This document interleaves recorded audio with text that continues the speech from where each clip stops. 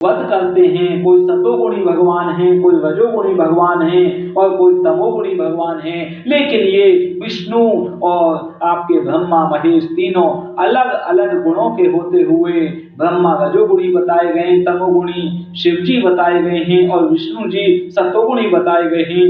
लेकिन फिर भी ये अपने गुणों को लांघ जाते हैं, यानी कि सतोगुणी का काम सिर्फ सतोगुण में रहना है, लेकिन फिर भी वो तमोगुण का कार्य करने लग जाते हैं। यानी मार काट मचाने का काम सिर्फ और सिर्फ शिव का है, लेकिन विष्णु भी इसको करने लग जाते हैं। ऐसे ही ब्रह्मा जी भी रजोगुण का कार्य भी करते हैं, तो साथ में तमोगुण और रजोगुण का भी कार्य करते हैं, मारने का भी कार्य कर देते हैं।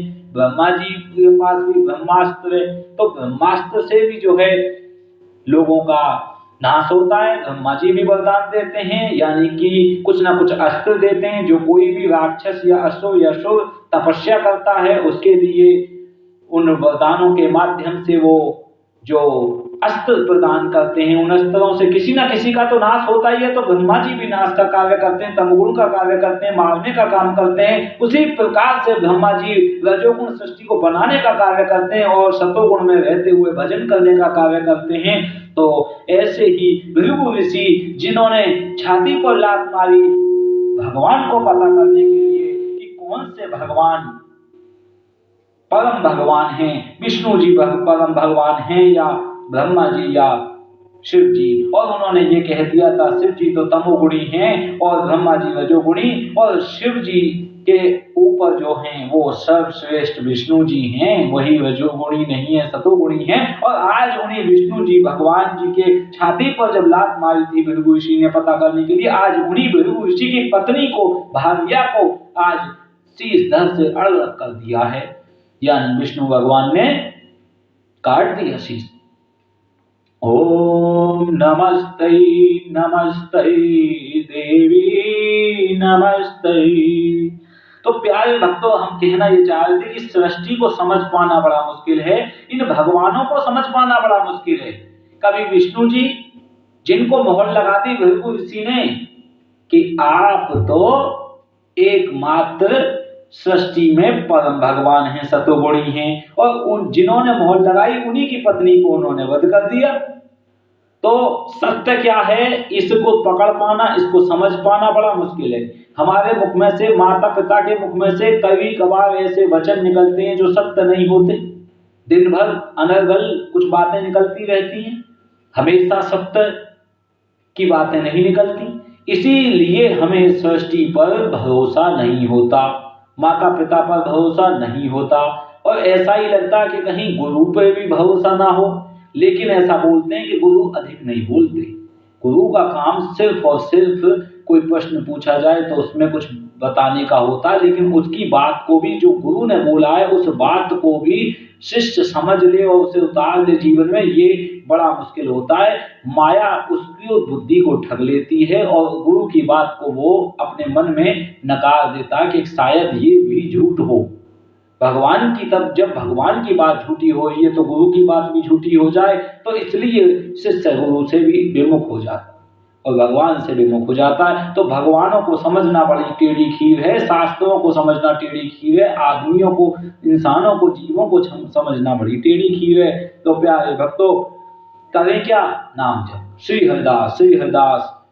ओम ऐं ह्रीं क्लीं चामुंडा विच्चे, ओम अंबिकाय नमः, ओम त्र्यंबके नमः। इस प्रकार से मंत्रों का, नामों का जाप, उच्चारण, कीर्तन, दर्शन और गुरु से जुड़कर भक्ति करते रहो। यही जीवन का परम लक्ष्य है, इसी में जीवन का लाभ है। और कह रहे हैं कि विष्णु, हे विष्णु, जब दोषपूर्वक भगवान विष्णु को शाप देकर कार्य कुशल महर्षि भृगु तत्काल उस कटे सिर को लेकर शीघ्रता पूर्वक अपनी पत्नी के धड़ में जोड़ करके बोले, हे देवी, विष्णु के द्वारा तुम मारी जा चुकी हो, किंतु अब मैं तुम्हें फिर से जीवित कर रहा हूँ। यदि मैं संपूर्ण धर्म जानता हूँ तथा उसका सम्यक आचरण करता हूँ और सदा सत्य भाषण करता हूँ, तो उसी सत्य के प्रभाव से तुम जीवित हो जाओ। सभी देवता मेरे महान तेज बल को देख लें। यदि मुझ में असत्य, मुझ में सत्य, पवित्रता, वेद अध्ययन तथा तपस्या का बल होगा तो मैं उन्हीं के प्रभाव से शीतल जल से तुम्हारा प्रोक्षण करके तुम्हें जीवित कर दूंगा। तो प्यारे भक्तों, कहने का बात ये है समझने की कि भृगु ऋषि ने एक बात कही है कि विष्णु जी ने भी मेरी पत्नी का वध कर दिया। अगर विष्णु भी किसी को धोखा दे दें, कोई भक्त हो, नारद मुनि को धोखा दिया, भृगु ऋषि ने को धोखा दिया, तो अगर कोई विष्णु जी की भक्ति करता है, कृष्ण की भक्ति करता है और राम की भक्ति करता है और वहां से भी उसको धोखा प्राप्त हो जाए, तो वो कह रहे हैं कि तो उसी सत्य के, कौन सा सत्य? भृगु ऋषि ने एक सत्य अपने लिए कहा है कि मैं सिर को जोड़कर शीघ्रतापूर्वक प्राण डालूंगा और तुम्हें जीवित कर रहा हूं। कैसे? संपूर्ण धर्म जानता हूं और उसका सम्यक आचरण करता हूं। धर्म जानना और उसको आचरण में करना, और सदा सत्य भाषण करता हूं। सत्य का भाषण मतलब सत्य की ही बातें बोलना। तो उसी सत्य के प्रभाव से तुम जीवित हो जाओ और सभी देवता मेरे महान तेज बल को देख लें। यदि मुझ में सत्य, पवित्रता, वेद अध्ययन, अब देखिए यहाँ पर सारी बात आ रही है कि देवता तो देखेंगे ही और उस सत्य के प्रभाव से तुम जीवित भी होगी। और वो सत्य है कौन सा? वो सत्य पवित्रता। सबसे पहले पवित्र, जब व्यक्ति पवित्र होगा, यानी त्रय में था, उसमें पवन के जैसी त्रय, जैसे पवन त्रय कर देता है, दुर्गंध को भी अपने में मिला के उड़ा के ले जाता है, उसका त्रय कर देता है, दुर्गंध का नाश कर देता है, ऐसे ही सुगंध को सब जगह फैला देता है। ऐसे ही पवित्रता, पवन के समान पवित्र करने वाला, जब वो पवित्र बन जाए, व्यक्ति अपने मन को, अपने अंदर की वायु को पवित्र कर ले, वेदों का अध्ययन करता हो और तपस्या करता हो, उस तपस्या के बल से ये होगा कि वो अपने इन वेद अध्ययन के प्रभाव से शीतल जल से जीवित कर देगा। प्यारे भक्तों, इन वेद अध्ययन से, पवित्रता से और तपस्या के बल से इतना बल है इनमें कि किसी मरे हुए प्राणी को, कटे हुए सिर को भी जीवित किया जा सकता। लेकिन हो इतना बड़ा तप और बल किसी के पास में आज भी है, लेकिन उनको ढूंढना बड़ा कठिन है, जानना बड़ा कठिन है। कैसे समय पे वो प्रकट हो, कैसे समय पे आपको मिले, ये प्रभु की लीला ही कही जा सकती है। लेकिन हमको तब तक क्या करना, उनका इंतजार, खोज कर सकते हैं तो करते रहें और नहीं कर पाए तो नाम जप। ओम ह्रीं क्लीं चामुंडाय विच्चे नमः। तो प्यारे भक्तों, आगे व्यास जी क्या कह रहे हैं? जब भृगु ऋषि ने उनको जीवित करने की बात कर दी अपनी पत्नी की, व्यास उवाचा अदभि संप्रोक्षिता देवी सत्य संजीविता तदा उत्थिता परम प्रीता भृगोर भार्या शुचिस्मिता ततस्तां सर्वभूतानि दृष्ट्वा सुप्तोत्थितामिव साधु साध्वीति तं तां तु तुष्टो सर्वतो दिशम् एवं संजीविता तेन भृगुणा वल्वर्णिनी विस्मयं परमं जग्मुर्देवा सेन्द्राविलोक्य तत् इन्द्रसुरान् होवाच मुनीना जीविता सती काव्यर्तत्वा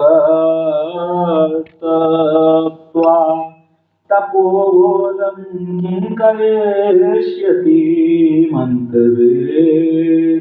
और इस प्रकार से व्यास जी बोले। तब जल से प्रोक्षित करते ही मधुर मुस्कान वाली वे भृगु पत्नी शीघ्र ही जीवित हो गईं और बड़ी प्रसन्नता पूर्वक उठकर खड़ी हो गईं। तब सोकर उठी हुई के समान उसे देखकर सब ओर लो साधु साधु ऐसा कहकर भृगु मुनि तथा उनकी भार्या दोनों की स्तुति करने लगे। और इस प्रकार भृगु महर्षि भृगु ने उस सुंदरी को जीवित कर दिया। यह देखकर इंद्र सहित सभी देवता अत्यंत आश्चर्यचकित हो उठे। इस प्रकार उन महर्षि भृगु ने उस सुंदरी को जीवित कर दिया और इसे देखकर इंद्र सहित सभी देवता अत्यंत आश्चर्यचकित हो उठे। तत्पश्चात इंद्र ने देवताओं से कहा, भृगु मुनि ने अपनी साध्वी भार्या को जीवित कर दिया, साथ ही मंत्र ज्ञानी शुक्राचार्य कठोर तपस्या करके शिव से मंत्र प्राप्त कर पता नहीं क्या कर डालेंगे। व्यास उवाच गतानिद्वा सुरेन्द्रस्य देवी क्षेमं भूनिर्वक् स्मृत्वा काव्यस्य वृत्तान्तं मन्त्रार्थमतिदारुणम्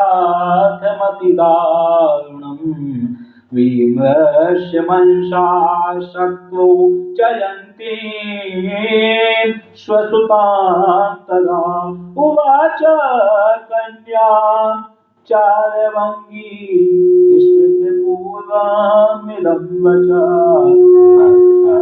पुत्री मया दत्ता गच्छ पुत्री मया दत्त्वा किलीं चामुण्डाय रुचे नमो नमः। व्यास उवाच। और व्यास जी कहने लगे कि हे राजन, मंत्र प्राप्ति के लिए शुक्राचार्य के अत्यंत कठोर तप का स्मरण करके इंद्र की नींद समाप्त हो गई। जब मंत्र प्राप्ति के लिए, हे राजन, कौन राजन यहाँ पर सुन रहा है?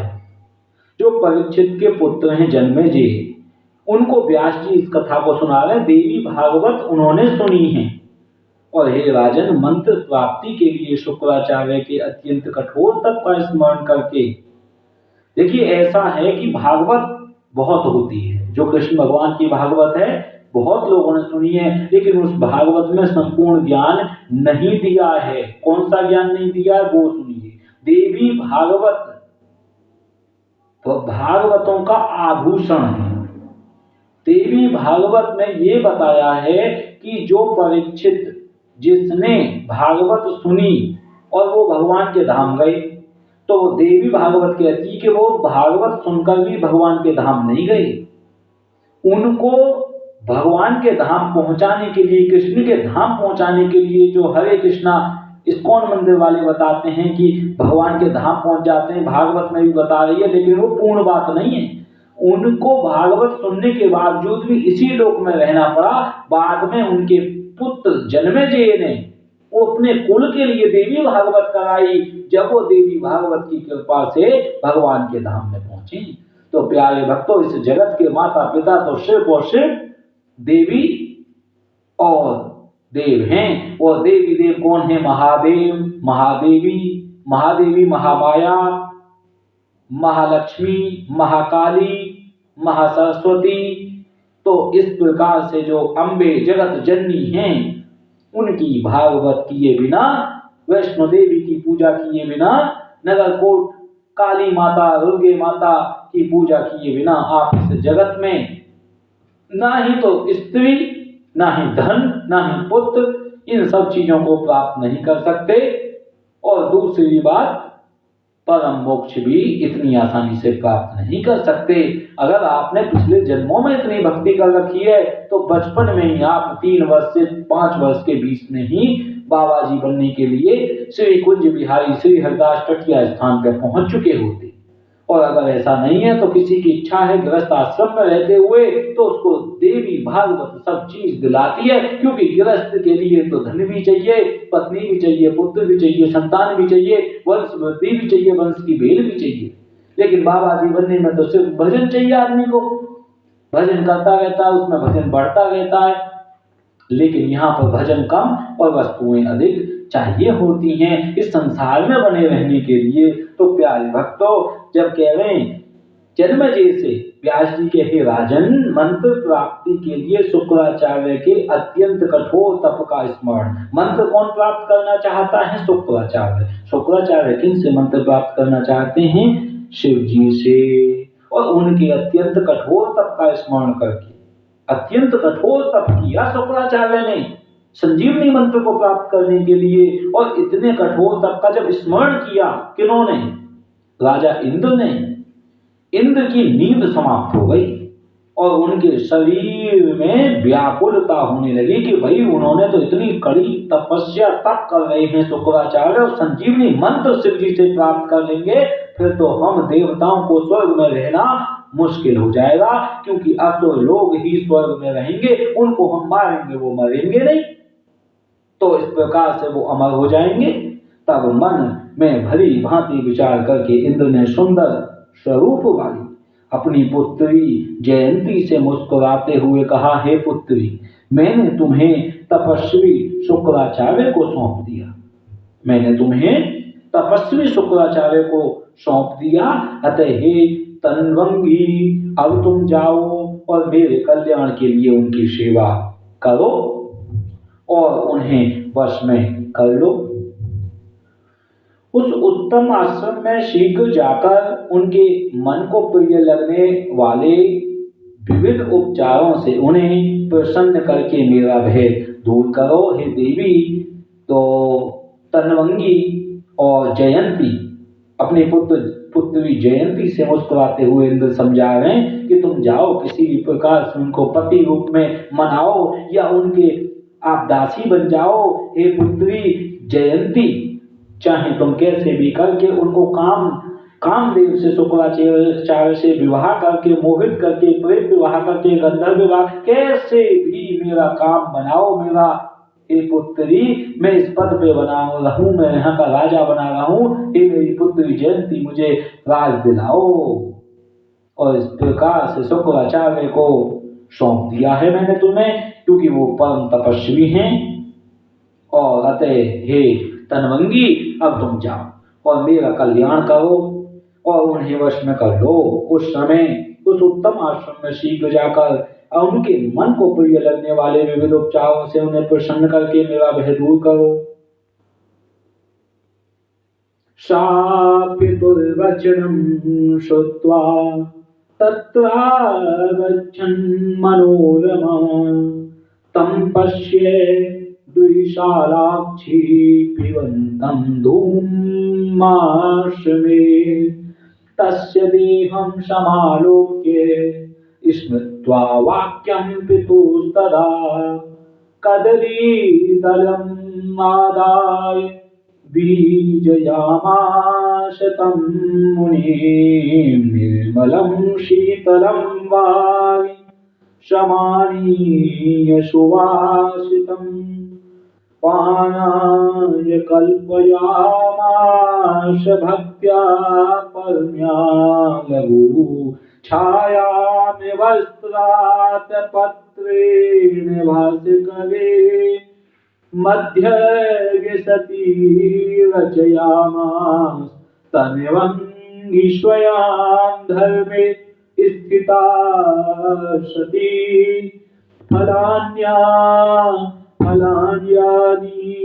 दिव्यानि पक्वानि मधुराणि च मुमोच्चाग्रे मुनेस्तस्य भक्षार्थं विहितानि च कुशाग्रप्रादेशमात्रा हि हरिता सुखसन्निभा दधाराग्रेथ पुष्पाणि नित्यकल्मषमध्यये निद्रार्थं कल्पयामास संस्तरं पल्लवान्वितं तस्मिन् मुनौ चादरस्तथा चकार व्यजनं शनैः। और प्यारे भक्तों, इस प्रकार से विशाल नैनों वाली वह सुंदर कन्या पिता की बात सुनकर शुक्राचार्य के आश्रम में गई और वहां पर उसने मुनि मुनि को नीचे की ओर सिर करके, जो मुनि थे मुनि को नीचे की ओर, शुक्राचार्य को नीचे की ओर सिर करके और धुएं का सेवन करते हुए देखा। प्यारे भक्तों, आपने टीवी पे, यूट्यूब पे देखा होगा, वीडियो में, कथा में, टीवी पे कहीं ना कहीं जरूर चैनल पे देखा होगा कि किस प्रकार से शुक्राचार्य पेड़ पर उल्टे लटकते थे और नीचे मुख करके ऊपर पैर करके लटक जाते थे और नीचे धुआं जला लेते थे पत्तों का और उस धुएं का सेवन करते रहते थे। ना जल पीना, ना हवा पीना, ना भोजन खाना, सिर्फ और सिर्फ खाना तो धुआं धुआं, सांस में धुआं। और ऐसा विशाल नैनों वाली जब सुंदर कन्या पिता की बात सुनकर शुक्राचार्य के आश्रम में गई तो वहां पर उसने मुनि को देखा धुएं का सेवन करते हुए, कितनी कठोर तपस्या वो कर रहे हैं। तब उनके तपोरत शरीर को देखकर और पिता की बात याद करके वह केले का एक पत्ता लेकर मुनि को पंखा झलने लगी। केले का एक पत्ता लिया और मुनि की हवा करने लगी। तब से वह उनके पीने के लिए अत्यंत स्वच्छ, शीतल, सुगंधित तथा रुचिकर जल ले आकर उनके समक्ष श्रद्धापूर्वक उपस्थित किया करती। सूर्य के मध्य आकाश में होते ही वह सुंदरी उनके ऊपर वस्त्र से छतरी बनाकर छाया कर देती थी।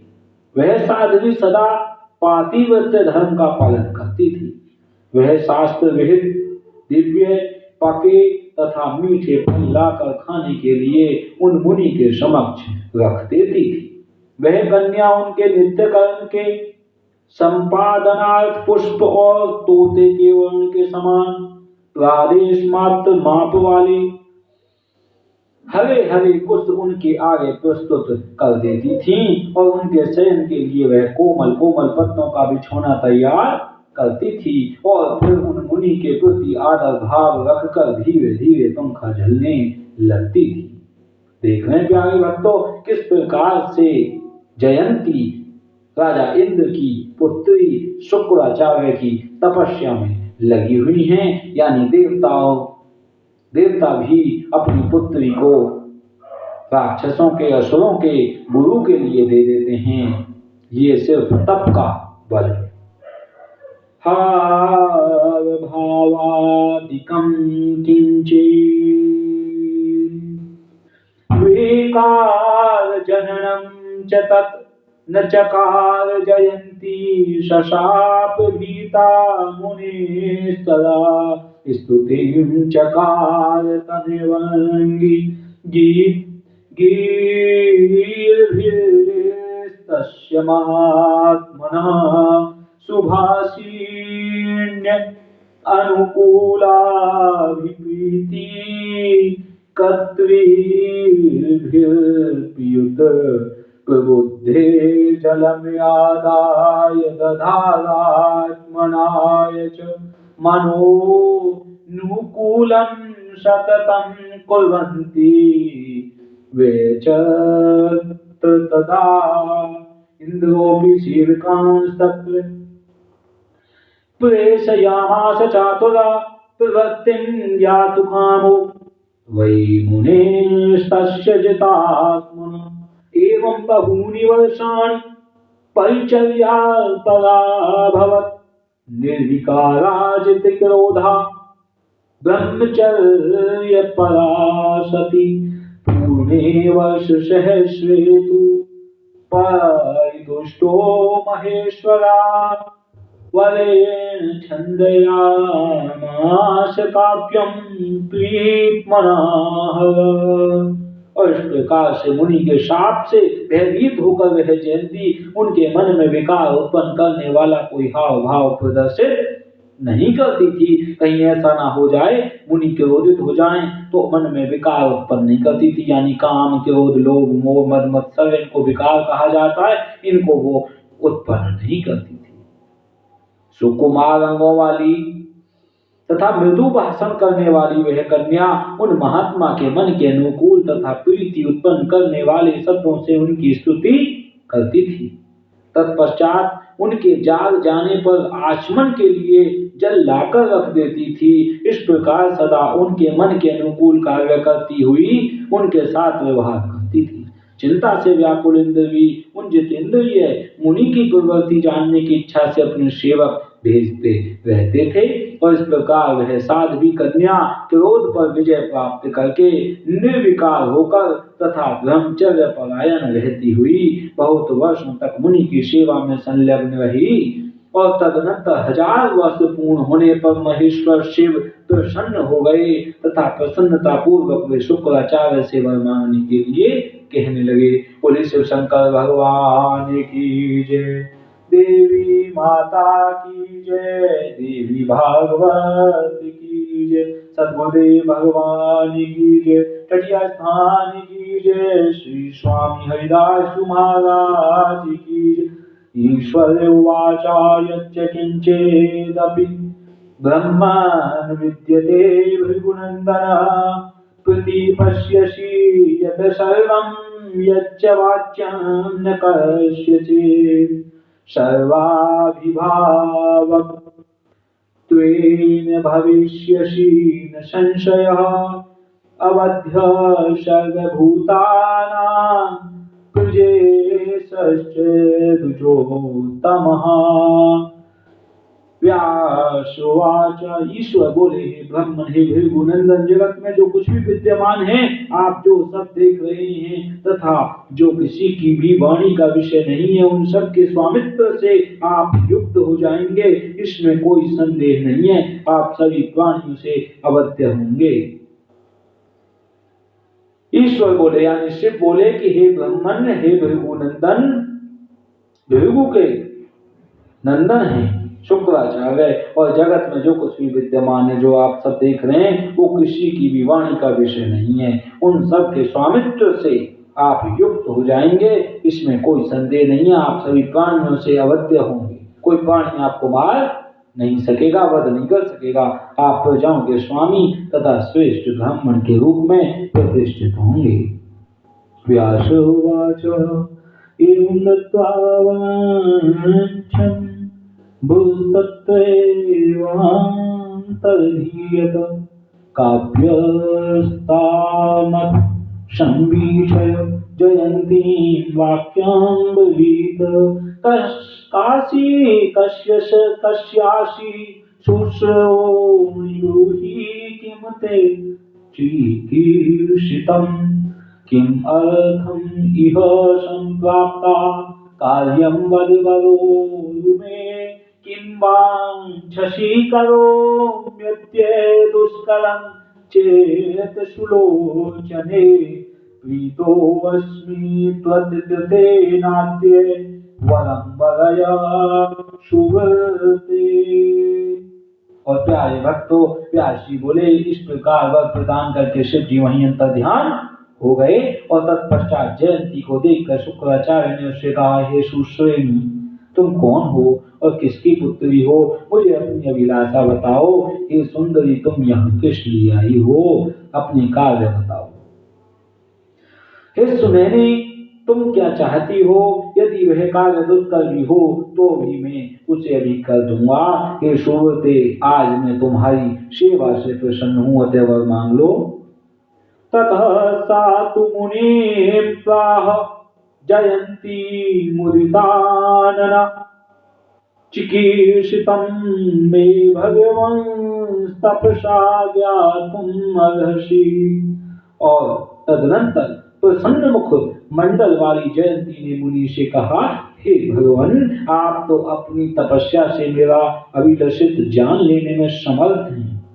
शुक्र उवाच ज्ञातं मया तथापि त्वं ब्रूहि यन्मनसे प्रसितं करोमि सर्वथा भद्रं प्रीतोऽस्मि परिचर्यया। जयन्ती उवाच शक्रस्य अहं सुता ब्रह्मन् पित्रा तुभ्यं समर्पिता जयन्ती नाम तस्य अहं जयन्ता वजामुनि। सखामस्मि त्वयि विभो वाञ्छितं कुरु मेऽधुना संशये त्वया महाभाग धर्मतः प्रीतिपूर्वकम्।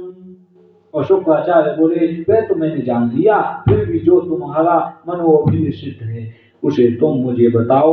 मैं हर तरह से तुम्हारा कल्याण करूंगा, क्योंकि मैं तुम्हारी सेवा से प्रसन्न हूँ। और जयंती बोली हे ब्राह्मण, मैं इंद्र की पुत्री हूँ और पिताजी ने मुझे तुम आपको सौंप दिया है। हे मुनि, मेरा नाम जयंती है और मैं जयंत की छोटी बहन हूँ। हे विभो, मैं आप पर आसक्त हूँ।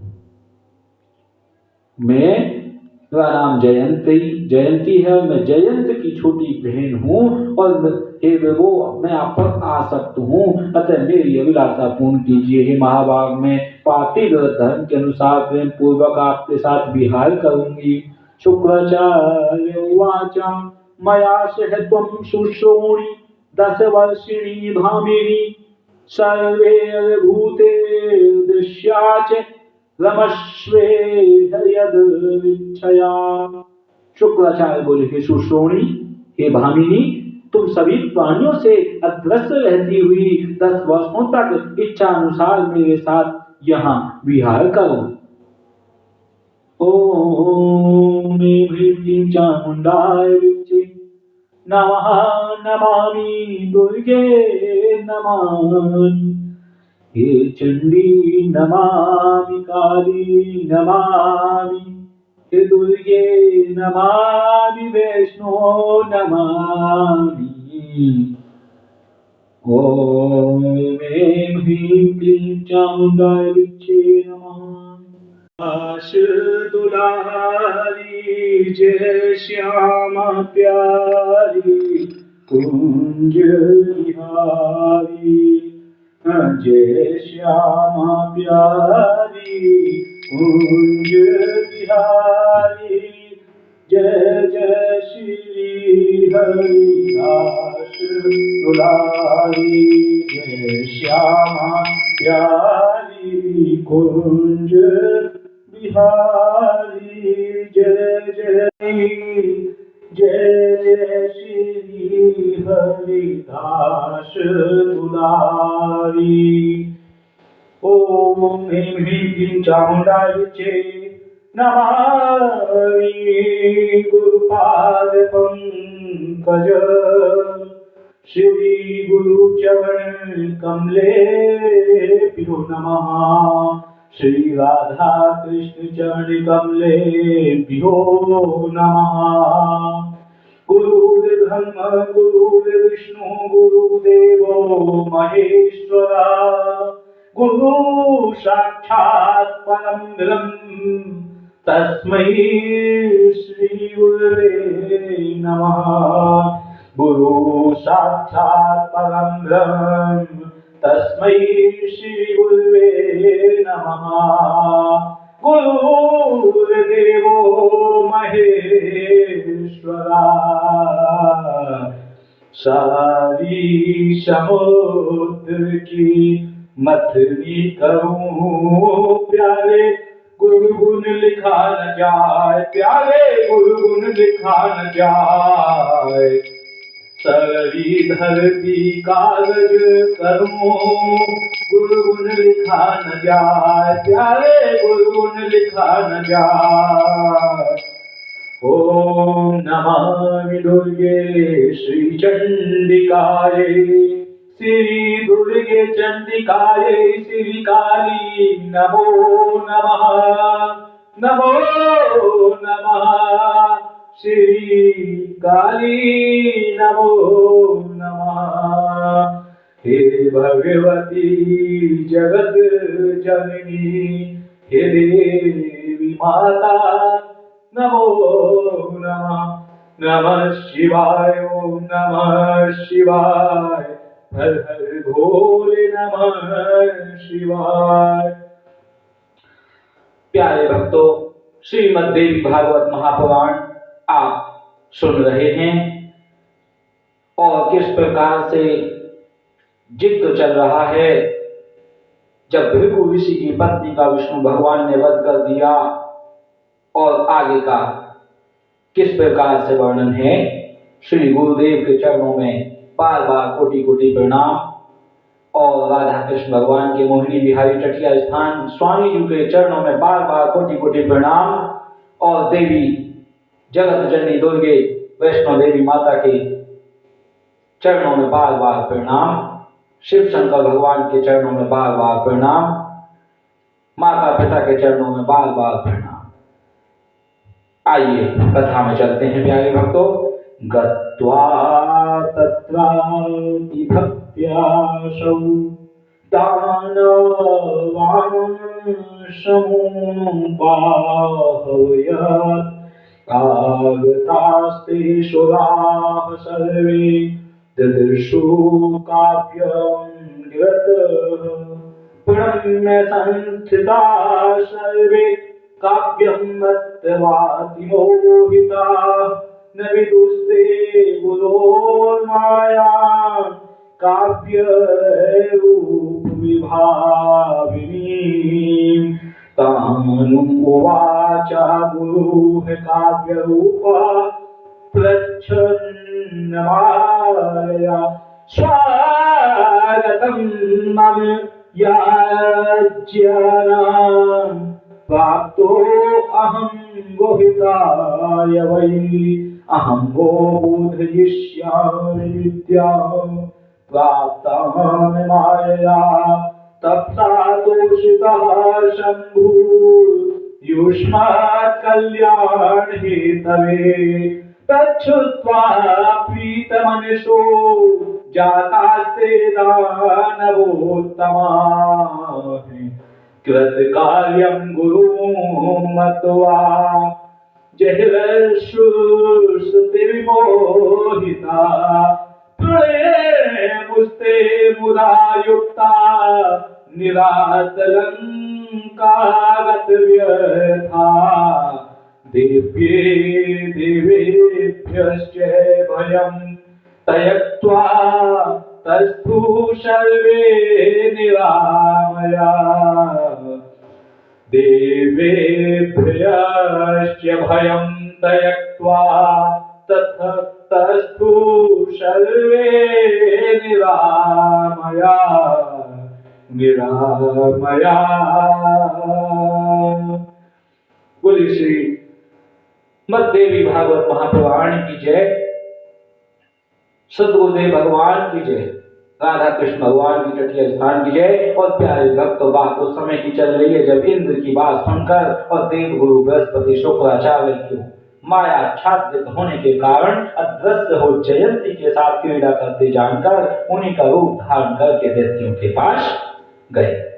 यानी कि जब राजा इंद्र ने अपनी पुत्री को भेज दिया है, जाओ शुक्राचार्य की सेवा में रहो, और शुक्राचार्य ने 1000 वर्षों तक तपस्या की, शिव शंकर भगवान से संजीवनी मंत्र ओम त्र्यंबकं यजामहे सुगंधिं पुष्टिवर्धनम् उर्वारुकमेव वन्दनान् मृत्योर्मुक्षीयमामृता। ये महामृत्युंजय मंत्र संजीवनी मंत्र है, जीवित कर देता है, आयु बढ़ा देता है। और प्यारे भक्तों, किस प्रकार से इस मंत्र को 1000 वर्षों तक की तपस्या करके शुक्राचार्य जी ने पा लिया।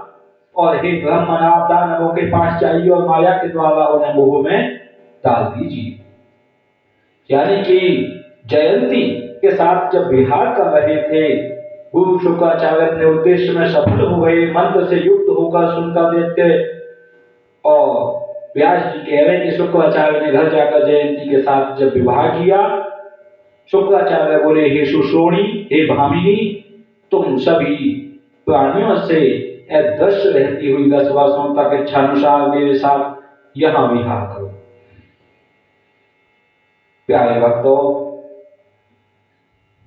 हे विभो, मैं आप पर आसक्त हूं, अतः मेरी अभिलाषा पूर्ण कीजिए। हे महाभाग, मैं पातिव्रत धर्म के अनुसार प्रेम पूर्वक आपके साथ विहार करूंगी।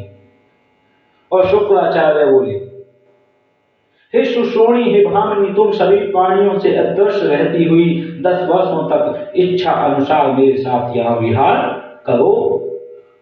और व्यास जी बोले, ऐसा कहकर शुक्राचार्य ने घर जाकर जयंती के साथ विवाह किया। तत्पश्चात माया से आच्छादित होकर सभी प्राणियों से अदृश्य रहते हुए वे ऐश्वर्य संपन्न गुरु शुक्राचार्य देवी जयंती के साथ 10 वर्षों तक वहां रहे और गुरु शुक्राचार्य को अपने उद्देश्य में सफल हो मंत्र से युक्त होकर आया हुआ जानकर सभी दैत्य उनके दर्शन की इच्छा से प्रसन्नता पूर्वक उनके घर गए, किंतु वे उन्हें देख न सके क्योंकि उस समय वे जयंती के साथ विहार कर रहे थे।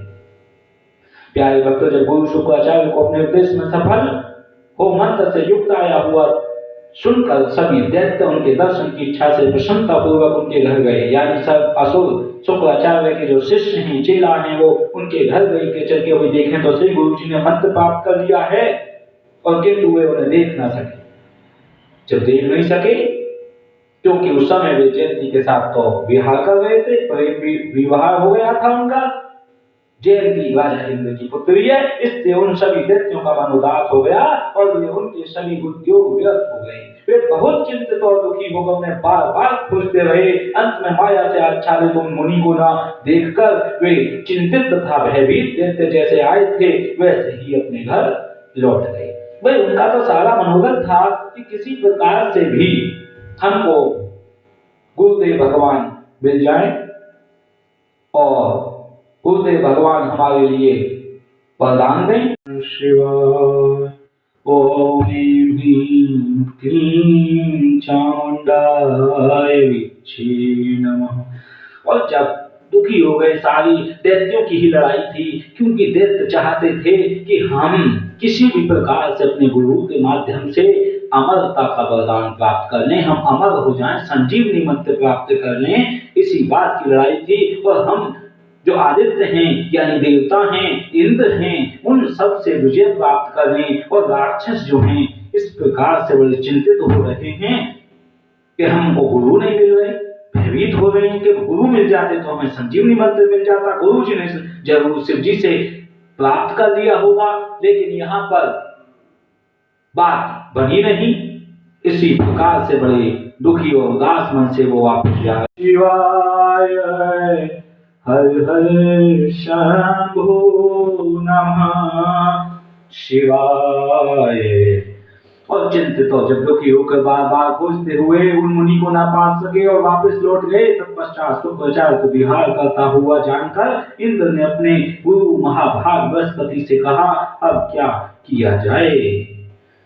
गच्छाद्य दानवान् ब्रह्मण मायया त्वं प्रलोभया अस्माकं कुरु कार्यं त्वं बुद्धया संचिन्त्य मानद। तच्छ्रुत्वा वचनं काव्यं रम्यमाणं सुसंवृतं ज्ञात्वा तद्रूपम् आस्थाय दैत्यान् कीर्तययो गुरुः। गत्वा तत्रापि भक्त्यासौ दानवान् समुपाहवयत्। आगतास्ते सुराः सर्वे ददृशु काव्यं गिरा। प्रणम्य संस्थिता सर्वे काव्यं मदवातिमोहिता। न विदुस्ते गुरोर्मायां काव्यरूप विभाविनीं। तानुवाच गुरुः काव्यरूपः प्रच्छन्न मायया स्वागतं मम। याज्ञानां प्राप्तो अहं मोहिताय वै। अहं वो बोधयिष्यामि विद्यां प्राप्तां मायया। तप्सा तोषितः शम्भो युष्मत् कल्याण हेतवे। तच्छ्रुत्वा प्रीतमनसो जातास्ते दानवोत्तमः। कृतकार्यं गुरुं मत्वा जहिरसुस्ते विमोहिता। प्रणेमुस्ते मुदा युक्ता निरातङ्कावत्रव्यथा गतव्यथा। देवेभ्यश्च भयं त्यक्त्वा तस्थु सर्वे निरामया। ॐ नमः शिवाय। ॐ श्री हरिदास श्री हरिदास, जय जय श्यामा जय जय श्याम। हे ब्राह्मण, आप दानवों के पास जाइए और माया के द्वारा उन्हें मोह में डाल दीजिए। हे मानव, बुद्धि से भली भांति विचार करके आप हमारा कार्य सिद्ध कर दीजिए। इंद्र की बात सुनकर देवगुरु बृहस्पति शुक्राचार्य को माया आच्छादित होने के कारण अदृश्य हो जयंती के साथ क्रीड़ा करते जानकर उन्हीं का रूप धारण करके दैत्यों के पास गए।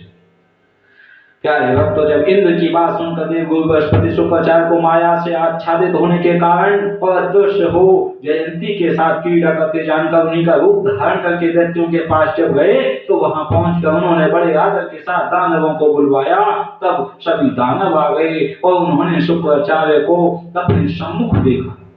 माया से विमोहित सभी दैत्य उन छद्म वेशधारी देवगुरु बृहस्पति को ही शुक्राचार्य समझकर उन्हें प्रणाम करके उनके समक्ष खड़े हो गए। वे शुक्राचार्य का कर्तव्य रूप प्रकट करने वाले देवगुरु बृहस्पति की माया को नहीं जान सके।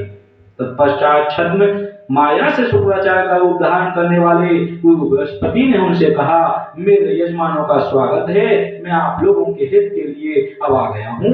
मैंने आप सबके कल्याण के लिए तपस्या के द्वारा भगवान शिव को प्रसन्न कर लिया है। अब मैं उनसे प्राप्त विद्या को निष्कपट भाव से आप लोगों को बता दूंगा। यह सुनकर वे श्रेष्ठ दानव प्रसन्न चित्त हो गए। गुरु शुक्राचार्य को अपने उद्देश्य में सफल समझकर वे मोहग्रस्त दानव बहुत हर्षित हुए और उन्होंने बड़ी प्रसन्नता के साथ उन्हें प्रणाम किया। वे भयमुक्त तथा संताप रहित हो गए। अब देवताओं का भय छोड़कर वे सभी दैत्य स्वस्थ चित्त होकर रहने लगे। इति श्रीमद् भागवते महापुराणे अष्टादशसहस्रायां सहितायां चतुर्थस्कन्धे जयन्त्या शुक्लशैवास्य वर्णनं नाम द्वादशोऽध्यायः। प्यारे भक्तों, किस प्रकार से आपने जयंती और शुक्राचार्य के सहवास का वर्णन सुना और इस प्रकार से राजा इंद्र ने अपने दोनों ही काम बना लिए। अपनी पुत्री को भेजकर शुक्राचार्य से विवाह भी करा दिया और उधर दैत्यों से अपने गुरु बृहस्पति को मोहित भी करा लिया। गुरु के द्वारा दैत्यों को मोहित भी करा लिया। आइए अगले त्रयोदश अध्याय में चलते हैं।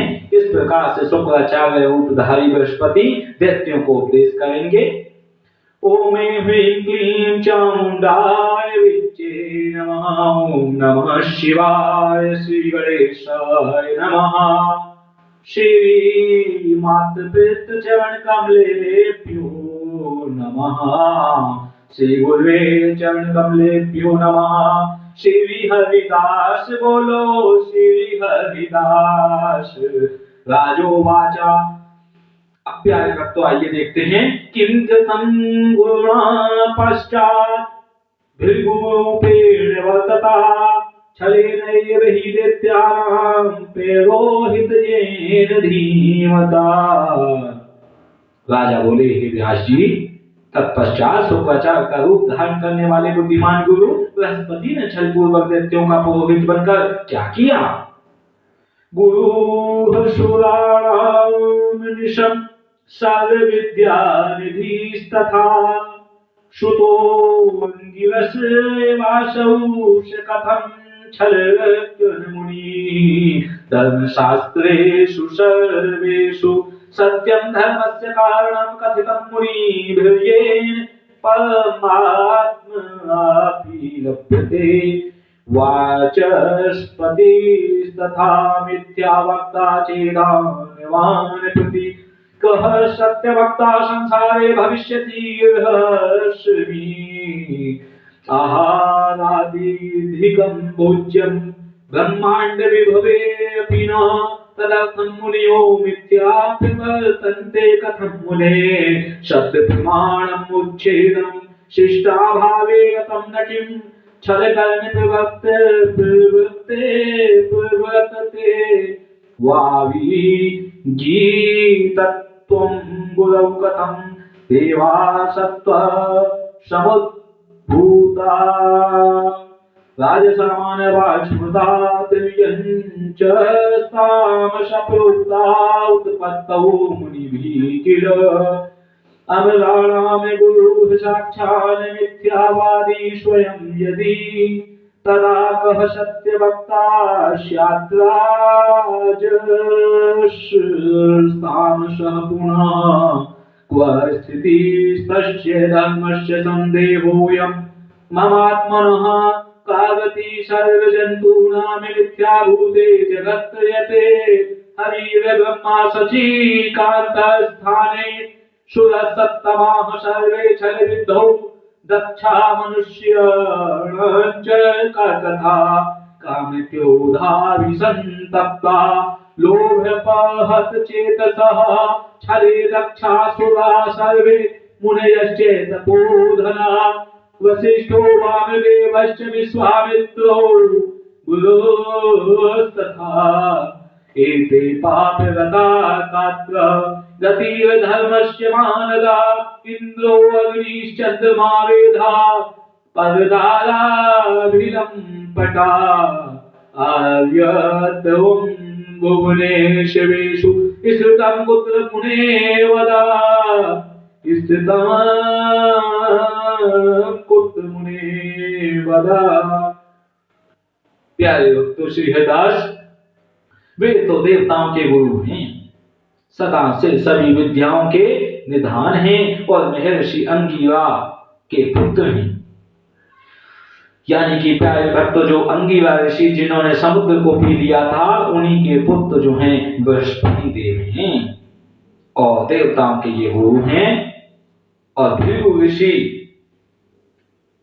जिनकी दाढ़ी उखाड़ ली थी, उनका भी जिक्र आपने पीछे सुना। उनकी पत्नी को किस प्रकार से विष्णु भगवान ने गला काट दिया। अब अंगिरा भृगु ऋषि और उनकी अंगिरा की जो गुरु के पुत्र बृहस्पति देव गुरु हैं, उन्होंने किस प्रकार मुनि ने छल क्यों किया।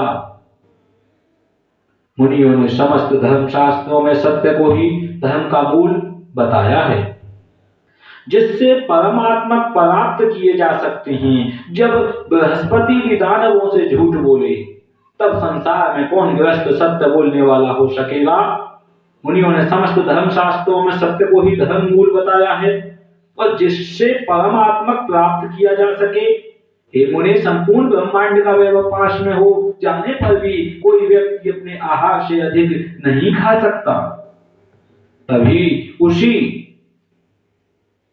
के निमित्त मुनि लोग भी मिथ्या भाषण में किस लिए प्रवृत्त हो जाते हैं, और इस प्रकार से अशिष्ट आचरण से देवगुरु बृहस्पति के वचनों की प्रामाणिकता क्या नष्ट नहीं हो गई, और इस छल कर्म में लिप्त होने से उन्हें निष्कलंक कैसे कहा जा सकता है। मुनियों ने देवताओं को सत्वगुण से, मनुष्यों को रजोगुण से तथा पशु पक्षियों को तमोगुण से उत्पन्न बतलाया है। देखिए भाई भक्तों, कह रहे हैं कि जब बृहस्पति भी दानवों से झूठ बोले, तब संसार में कौन ग्रस्त सत्य बोलने वाला हो सकेगा। बृहस्पति देव का भी ग्रस्त है, उनकी पत्नी है तारा, और उनके पुत्र भी हैं जो चंद्रमा के भी पुत्र हैं, यानी बुध। और वो भी झूठ बोलेंगे तो कैसे ब्रह्मांड में सत्य बोलने वाला ग्रस्त कौन होगा। इसी बात को राजा जन्मेजय पूछ रहे हैं। और हे मुने, संपूर्ण ब्रह्मांड का वैभव पास में हो जाने पर भी कोई व्यक्ति अपने आहार से अधिक नहीं खा सकता। तब उसी से निमित्त मुनि लोग भी मिथ्या भाषण में किस लिए प्रवृत्त हो जाते हैं। मुनि लोग क्यों मिथ्या भाषण बोल रहे हैं, झूठ क्यों बोल रहे हैं, क्यों गुरु जो है झूठ बोल रहे हैं। और बृहस्पति देव सारे ब्रह्मांड में गुरु होकर भी झूठ बोल रहे हैं, इंद्र का कार्य कर रहे हैं। क्यों राजा इंद्र का ऐसा कार्य क्यों कर रहे हैं, इसी बात को राजा परीक्षित पूछ रहे हैं। एक राजा पृथ्वी पर है, एक राजा स्वर्ग में है, और इस प्रकार के अशिष्ट आचरण से, जो बिना शिष्टाचार का आचरण है, उस आचरण से देव गुरु बृहस्पति के वचनों की प्रामाणिकता क्या नष्ट नहीं हो जाती। और इस छल कर्म में लिप्त होने से उन्हें निष्कलंक कैसे कहा जा सकता है। यानी कि इस छल कर्म, जो ये छल कर्म है, इसमें लिप्त होने से उन्हें निष्कलंक कैसे कह सकते हैं? देव गुरु बृहस्पति तो निष्कलंक हो ही नहीं सकते, कलंकित हैं, वो तो झूठ बोलते हैं। उन्होंने छल से किस प्रकार से दैत्यों के गुरु बनकर, शुक्राचार्य बनकर उनको मोहित कर रहे हैं और राजा इंद्र की बात मान रहे हैं।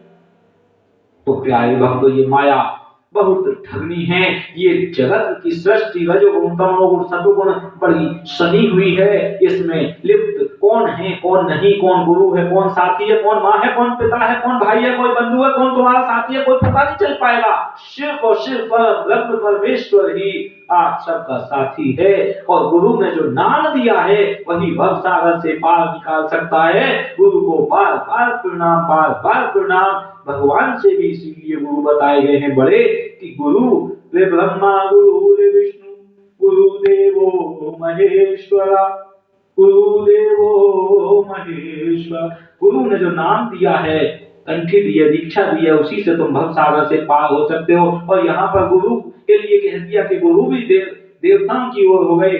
और अगर हम राक्षस हैं, हमारा राक्षसों में ग्रस्त है, तो हमारे गुरु दूसरे की ओर मिल जाएं।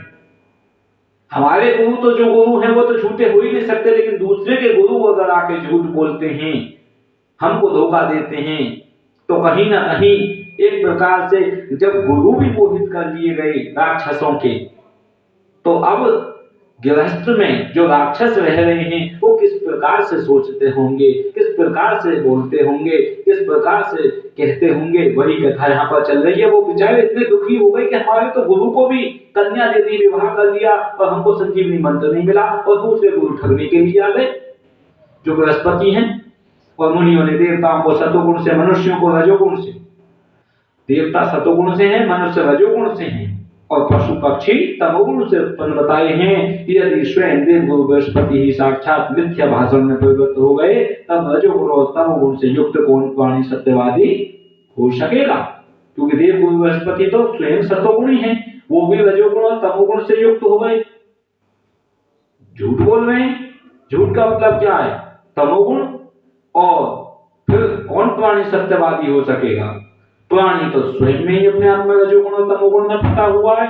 इस प्रकार तीनों लोगों के मिथ्या पलायन हो जाने पर धर्म की स्थिति कहां होगी और सभी प्राणियों की क्या दशा होगी? यही मेरा संदेह है।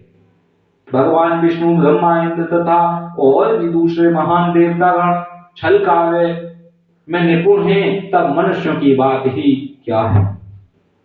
कह रहे कि भगवान विष्णु तीनों लोगों के मिथ्या पलायन हो जाने पर धर्म की स्थिति कहां होगी? जब सभी झूठ बोलेंगे तीनों लोगों में, तो फिर धर्म कहां रुकेगा और सभी प्राणियों की क्या दशा होगी? यही मेरा संदेह है। यानी कि राजा जन्मेजय जो परीक्षित के पुत्र हैं, इस बात को पूछ रहे हैं। और भगवान विष्णु, ब्रह्मा, इंद्र तथा और भी दूसरे महान देवतागण सब छल कार्य में निपुण हैं, तब मनुष्यों की बात ही क्या? सभी देवता और तपोधन मुनिगण भी काम और तथा क्रोध से संतप्त और लोभ से व्याकुल चित्त होकर छल प्रपंच में तत्पर रहते हैं। हे मानद, जब वशिष्ठ, वामदेव, विश्वामित्र और गुरु बृहस्पति ये लोग भी पाप कर्म में संलग्न हो गए, तब धर्म की क्या दशा होगी? वशिष्ठ हैं गुरु, वशिष्ठ विश्वामित्र दोनों राम के गुरु हैं। विश्वामित्र राम के गुरु हैं, वशिष्ठ जी कुल गुरु हैं, पुरोहित हैं। और वामदेव और गुरु बृहस्पति, बृहस्पति देवताओं के गुरु हैं और वामदेव, ये जैसे लोग भी पाप कर्म में संलग्न हो रहे हैं, तो धर्म की क्या दशा हो जाएगी? इंद्र, अग्नि, चंद्रमा और ब्रह्मा तक काम के वशीभूत हो गए। कामदेव ने इंद्र को, अग्नि को, चंद्रमा को, ब्रह्मा को, सबको वशीभूत किया है। तब हे मुने, आप ही बताएं कि इन भुवनों में शिष्टता कहाँ रह गई? हे पुण्यात्मन, जब वे सब देवता और मुनि लोग भी लोभ के वशीभूत हैं, तब उपदेश ग्रहण करने के विचार से किसका वचन प्रमाण माना जाए? व्यास जी बोले, हे राजन, चाहे विष्णु, ब्रह्मा, शिव, इंद्र और बृहस्पति ही क्यों न हो, देहधारी तो विकारों से युक्त रहता ही है। व्यास जी अब कह रहे हैं प्यारे भक्तों, किस प्रकार से? वचनम कस्य मंतव्यम उपदेश धियानघ, सर्वे लोभाभिभूतास्ते देवाश्च मुनयस्तदा, व्यास उवाच किं विष्णु किं शिवो ब्रह्मा मघवा किं बृहस्पति देहवान् प्रभवत्येव विकारे संयोतस्तदा रागी विष्णुः शिवो रागी ब्रह्मापि रागसंयुतः रागावन् किं कृत्यं वै न करोति नराधिप रागवानपि चातुर्यात् विदेहैव लक्ष्यते संप्राप्ते संकटे सोऽपि गुणैः सम्पाद्यते किल कारणात्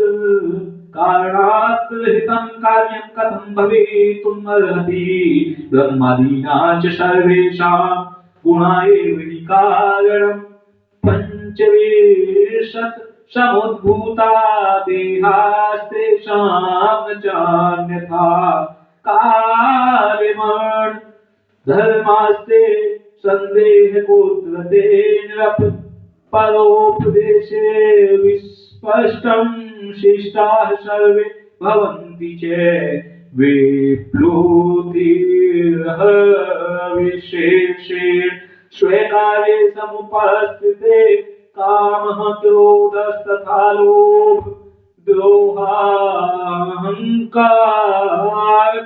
मत्सरा देहवान् कः परित्यक्तो उमीशो भवति तान् पुनः संसारोऽयं महाराज सदैवं विधस्मृतः नान्यथाप्यभवत्ये शुभाशुभमय किल कदाचिद् भगवान् विष्णुः तपश्चरति दारुणम् कदाचिद् विविधान् यज्ञान् वितानोति सुराधिपः कदाचित् तु रमारङ्गरञ्जिता परमेश्वरा रमते किल वैकुण्ठे तद्वशस्तरुणो विभु कदाचिद् दानवे सार्धं युद्धं परं दारुणम् करोति करुणा सिन्धुस्तद् बाणापीडितो वृषं कदाचिद् जयमाप्नोति देवात्सोऽपि पराजयम् सुख दुःख विभूतोऽसौ भक्त्यैव न संशयः शेषे शेते कदाचिद् वै योगनिद्रा समावृता काले जागृति विश्वात्मा स्वभाव प्रतिबोधिता ॐ ह्रीं क्लीं चामुण्डाय विच्छे नमो नमः ॐ नमः शिवाय ॐ नमः शिवाय हर हर शंभु नमः शिवाय ओम श्री गुरुवे चरण कमलेभ्यो नमो नमः श्री हरिदास श्री कुंज बिहारी श्री हरिदास। प्यारे भक्तों, श्रीमद् देवी भागवत क्या कह रही है कि ये पुण्यात्मन जब वे सब देवता और मुनि लोग भी लोभ के वशीभूत हैं, तब उपदेश ग्रहण करने के विचार से किसका वचन प्रमाण माना जाए। यानी कि जब सारे देवता मुनि लोग सब लोभ में फंसे हुए हैं, तो उपदेश ग्रहण करने के विचार से किसका वचन प्रमाण माना जाए। जिसका वचन सुनेंगे वो भी लोभ में फंसा हुआ है। इस प्रकार से व्यास जी कह रहे हैं कि हे राजन, चाहे विष्णु ब्रह्मा शिव इंद्र और बृहस्पति ही क्यों ना हो, देहधारी तो विकारों से युक्त रहता ही है। जिसने देह धारण कर रखा उसमें तो विकार होंगे ही। ब्रह्मा विष्णु और महेश तक आसक्ति से ग्रस्त हैं। हे राजन, आसक्त प्राणी कौन सा अनर्थ नहीं कर बैठता। आसक्ति से युक्त प्राणी भी चतुराई के कारण विरक्त की भांति दिखाई पड़ता है, किंतु संकट उपस्थित होने पर वह सत्व रज तम गुणों से आबद्ध हो जाता है। कोई विकार बिना कारण के कैसे हो सकता है। और ब्रह्मा आदि समस्त देवताओं के भी मूल कारण गुण ही हैं। उनके भी शरीर 25 तत्वों से बने। ब्रह्मा आदि समस्त देवताओं के भी मूल कारण क्या है? गुण ही हैं। कोई भी कार्य बिना कारण के कैसे हो सकता है? और ब्रह्मा आदि समस्त देवताओं के भी मूल कारण गुण ही हैं। यानी ब्रह्मा भी देवता भी सब गुणों में ही बने हुए हैं। सतोगुण रजोगुण तमोगुण गुणों से आबद्ध हो जाता है कोई भी आसक्ति से युक्त प्राणी। भले ही चतुराई के कारण विरक्त सब दिखाई पड़े कि उसमें कोई आसक्ति नहीं है, लेकिन वो भी समय आने पर संकट आने पर इन गुणों में बन जाता है।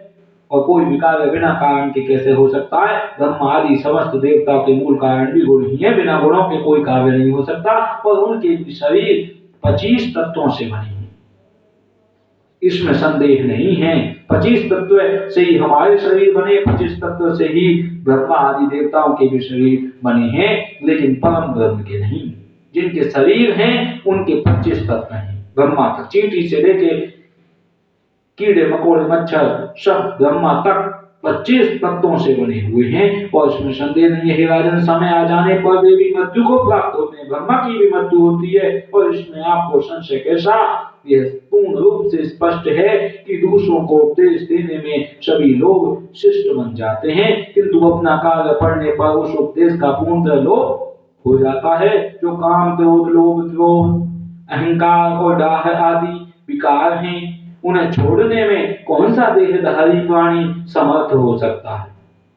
कह रहे हैं कि जो काम क्रोध लोभ द्रोह अहंकार और डाह आदि विकार हैं, उन्हें छोड़ने में कौन सा देहधारी प्राणी समर्थ हो सकता है? यानी कोई नहीं छोड़ सकता। हे महाराज, यह संसार सदा से इसी प्रकार शुभ अशुभ से युक्त कहा गया है, और इसमें संदेह नहीं है। कभी भगवान विष्णु घोर तपस्या करते हैं, कभी वे ईश्वरेश्वर अनेक प्रकार के यज्ञ करते हैं, कभी वे परमेश्वर विष्णु लक्ष्मी के प्रेम में रस में सिक्त होकर उनके वशीभूत हो वैकुंठ में विहार करते हैं। वे करुणा सागर विष्णु कभी दानवों के साथ अत्यंत भीषण युद्ध करते हैं और उनके बाणों से हाथ हो जाते हैं। उसी युद्ध में वे कभी विजयी होते हैं और कभी देववश पराजित भी हो जाते हैं, और इसी प्रकार वे भी सुख तथा दुख से प्रभावित होते हैं।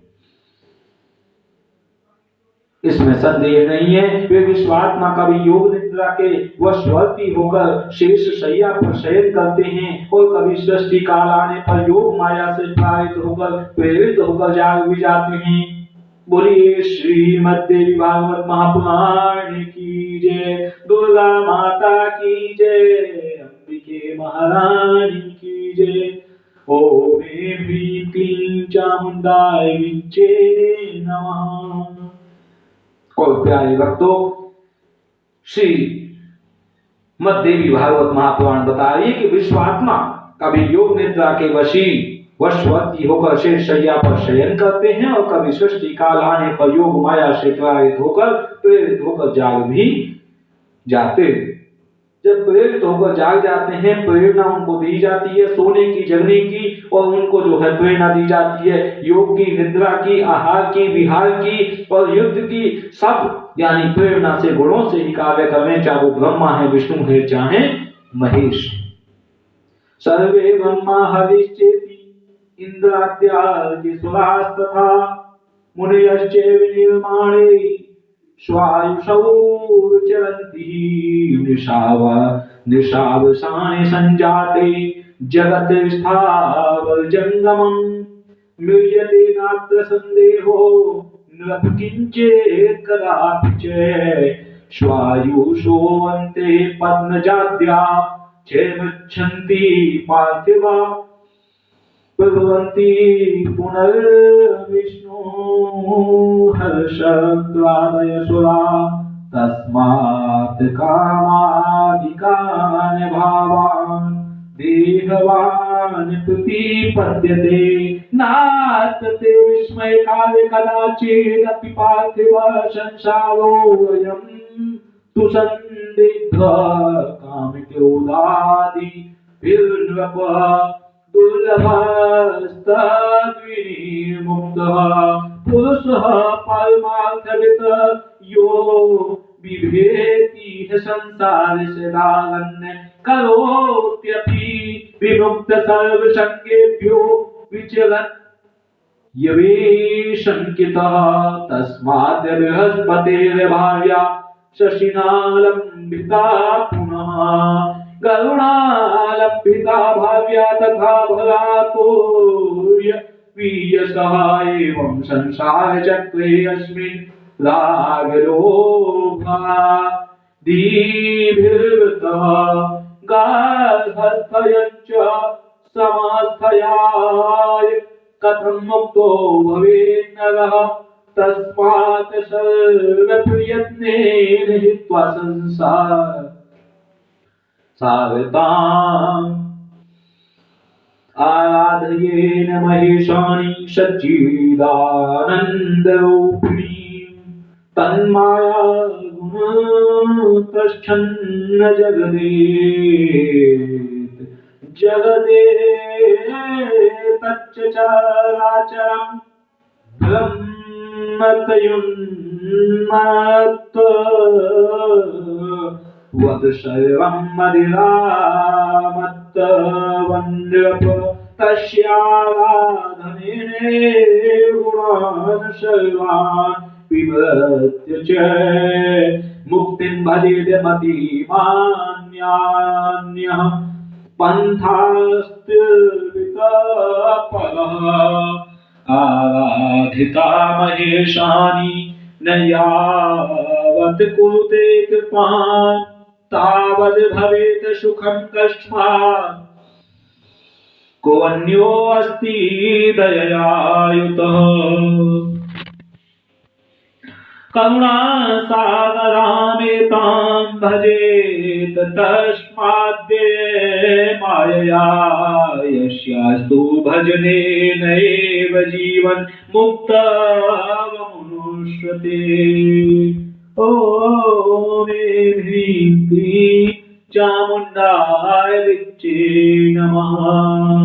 श्रीकुञ्ज बिहारी श्री हरिदास। ब्रह्मा विष्णु महेश और इंद्र आदि जो देवता तथा मुनिगण हैं वे भी अपनी आयु के परिमाण काल तक ही जीवित रहते हैं।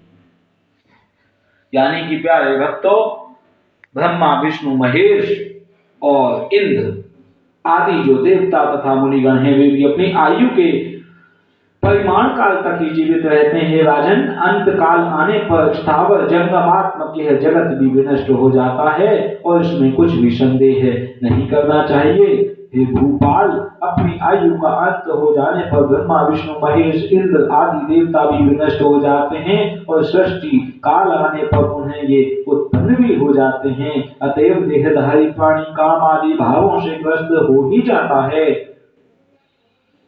श्री कुंज विहारी श्री हरिदास।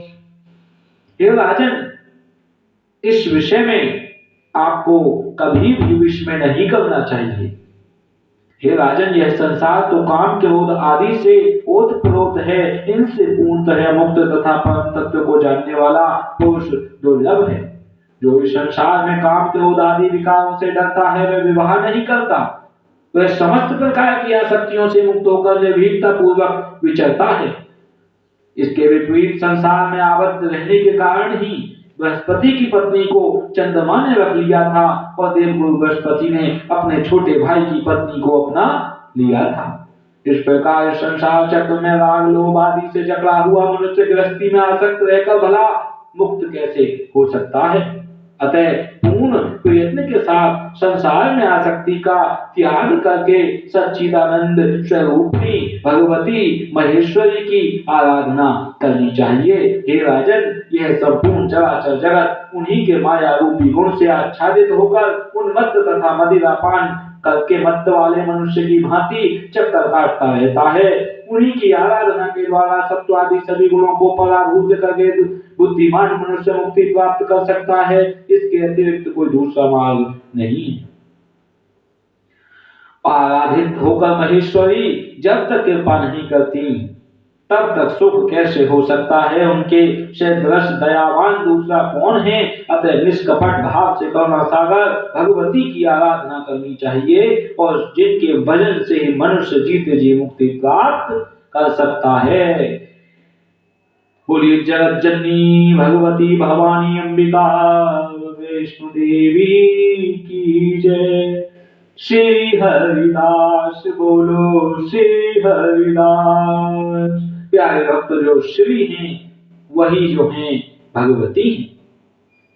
मानुष्यम दुर्लभम प्राप्य सेविता न महेश्वरी निःश्रेणीकाग्रादपतिताधैतयेव विद्यमे अहंकारावृतं विश्वं गुणत्रयसमन्वितम् अस्त्येनापि सम्बद्धं मुच्यते कथमन्यथा हित्वा सर्वं ततः सर्वे संसेव्या भुवनेश्वरी। दुर्लभ मनुष्य जन्म पाकर जिसने उन महेश्वर की उपासना नहीं की, वह है मानो अंतिम सीढ़ी से फिसल कर गिर गया। और मैं तो यही धारणा रखता हूं। संपूर्ण विश्व अहंकार से आच्छादित है, तीनों गुणों से युक्त है तथा असत्य से बंधा हुआ है, तब प्राणी मुक्त कैसे हो सकता है। अतः सबको छोड़कर सभी लोगों को भगवती भुवनेश्वरी की उपासना करनी चाहिए। बोलिए श्री हरिदास। और आगे की कथा इस प्रकार से राजा पूछ रहे हैं कि किम कृतं गरुणा तत्र काव्य रूपधारेण च कदा शुक्र समायात स्तंभेरुहि पितामह। राजा बोल रहे हैं कि हे पितामह, शुक्राचार्य का रूप धारण करने वाले देवगुरु बृहस्पति ने वहां दैत्यों के पास पहुंचकर क्या किया और शुक्राचार्य पुनः कब लौटे, वह हमें बताइए। श्री हरिदास। प्यारे भक्तों, इसी प्रकार से आप कथा का आनंद लेते रहिए। श्री हरिदास।